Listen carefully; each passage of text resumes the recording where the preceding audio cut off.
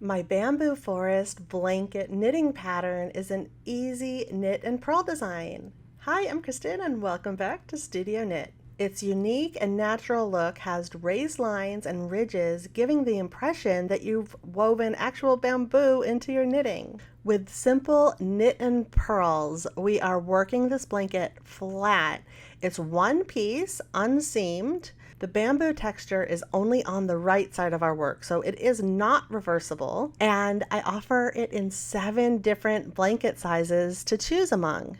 For our knitting supplies, we're using a long circular needle, US size 10, with bulky weight number 5 yarn. I really enjoy knitting with Cascade Yarns 128 Superwash, but I also have other yarn recommendations for you. You'll also need scissors and a tapestry needle.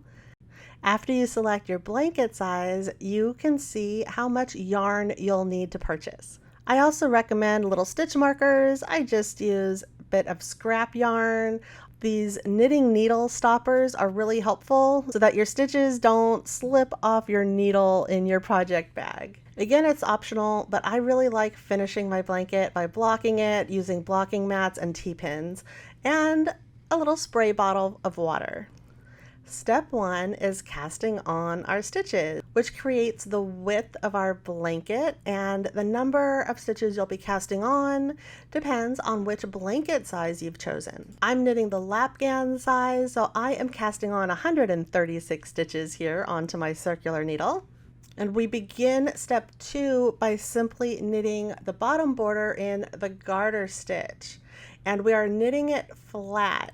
So if you're a right-handed knitter, you'll want to have your yarn tail on your left needle and simply knit all the way down the row, and we are knitting 8 rows in the garter stitch. Step 3 is the blanket body in this larger bamboo stitch pattern that I've created especially for the blanket. I do recommend little stitch markers in between your stitch repeats. You can find your free knitting instructions over on my website.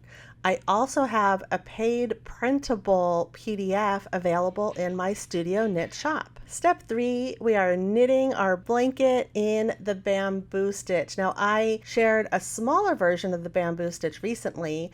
This is an enlarged 24 rows for the repeat of the bamboo. Nice big chunky bamboo stalks.